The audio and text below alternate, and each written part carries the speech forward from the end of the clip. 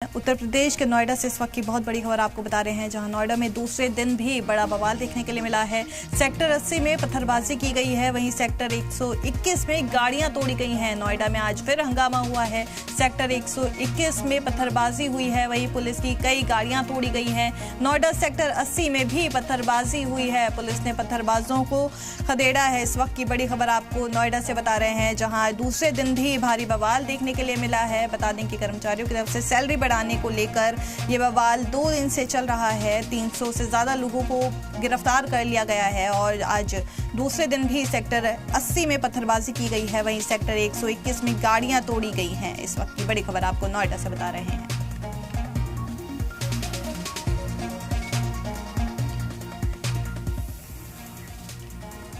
वहीं नोएडा के वाकये पर पुलिस का क्या कुछ कहना है, ये भी आपको सुनाते हैं।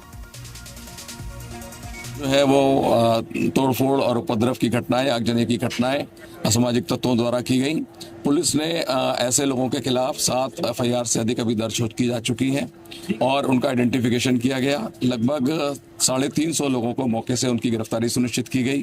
कुछ लोग सोशल मीडिया के माध्यम से, व्हाट्सएप बॉट्स के माध्यम से, ट्विटर हैंडल्स के माध्यम से लोगों को मिसगाइड करने के, गुमराह करने की कोशिश कर रहे थे। उनको हम लोगों ने आइडेंटिफाई किया। वो सोशल मीडिया का नकारात्मक प्रयोग करना चाह रहे थे, उसको मिसयूज कर रहे थे। उनके खिलाफ भी FIR दर्ज कर ली गई है थाना सेक्टर 20 में। उनके खिलाफ भी हम लोग कार्रवाई सुन। कुछ लोगों ने पत्थरबाजी की थी, जो उपद्रवी लोग थे।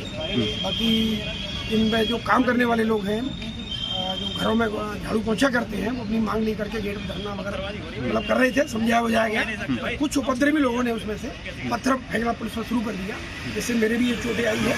क्योंकि 2 गाड़ी में भी लगे हुए हैं और बाकी इनको पहचान लिया, पकड़ लिया, मौके पर पकड़ लिया है। बाकी पूछताछ की जाएगी कि इसमें जो काम करते थे या उनके साथ आए थे या ये इधर उधर से आए, अभी ये क्लियरिटी नहीं है।